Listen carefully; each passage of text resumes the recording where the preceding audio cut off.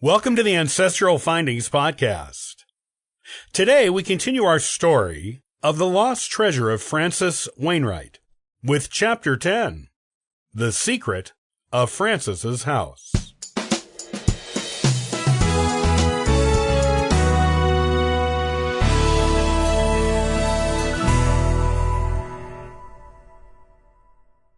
Francis Wainwright's house was in an odd location with land that ranged from marsh to field to forest. Armed with old maps from books online, as well as a day trip to the Ipswich Town Hall the next day, all 5 Willick grandchildren quickly came to a consensus on the exact location of the house and where its footprint could be found in the modern-day town. A few collected stories and first-hand accounts of previous searches for the treasure on what was thought to be Francis's land helped them narrow down their choices.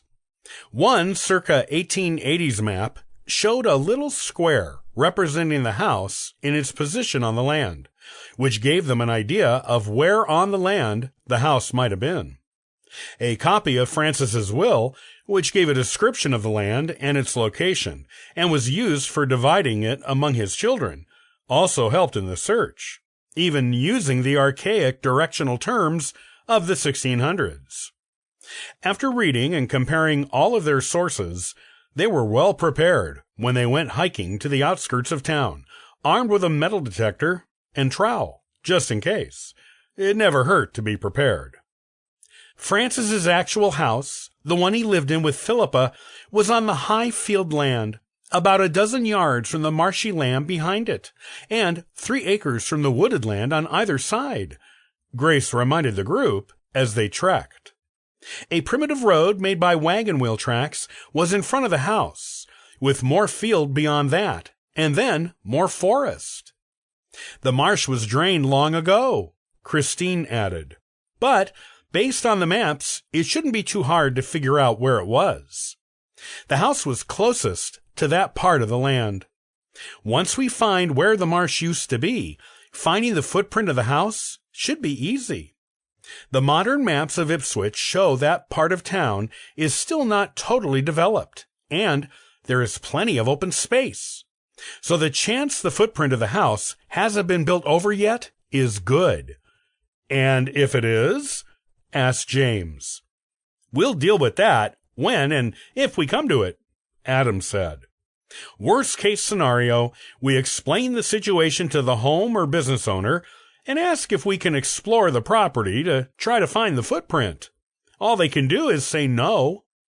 And if they do, we'll just come right back at night when no one is watching and do it anyway, Emily said, smiling. Emily, Grace said, laughing. Always willing to jump into danger. And break the law, James said, shaking his head in disapproval. Emily grinned. I prefer to think of it as bending the rules for a better purpose. That's one good way to think of it, little cousin, Christine said.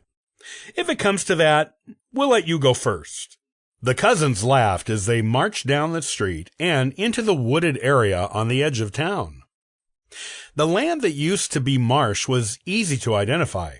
Completely high and dry now, it was covered in a thick carpet of lush green grass, a leftover of the wetland it once was. The Willick grandchildren used their maps to orient themselves, quickly locating the edge of the former marsh. Once there, it was merely a matter of walking forward the required number of yards, and they would be where Francis's house was probably once located, assuming they had all of their calculations correct.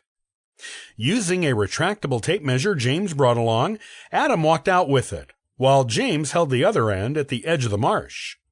When Adam stopped walking, he was on the outer edge of someone's backyard, but not quite on the property.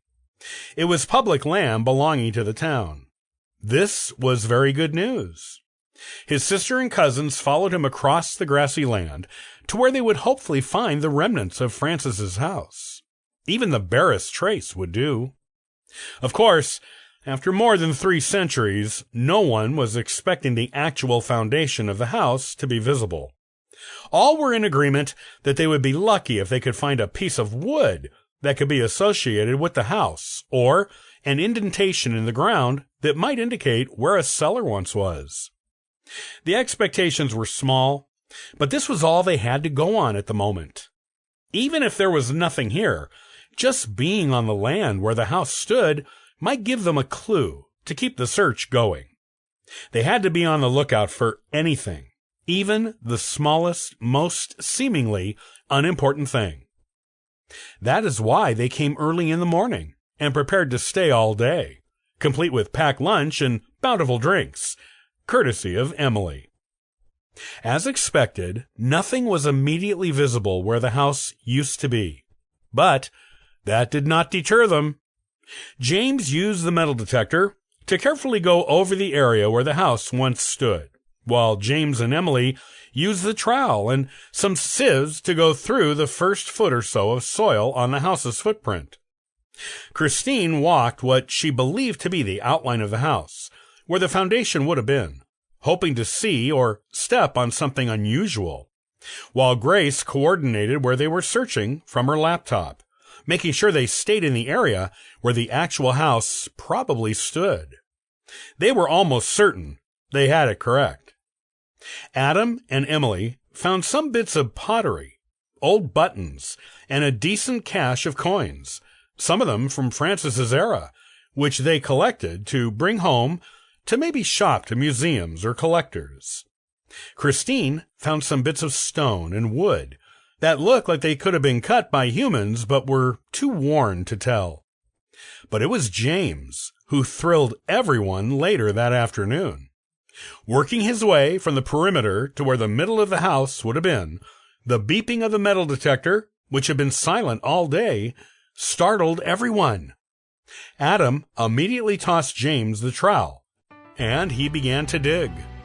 His siblings and cousins came to stand around him, hoping to be the first to see what he found. Clink!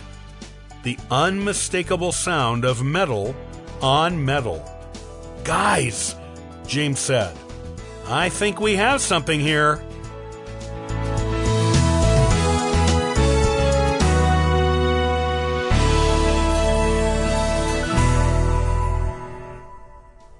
Thanks for listening to the Ancestral Findings podcast. Looking for free resources to help you in your genealogy research? Visit ancestralfindings.com for more helpful information.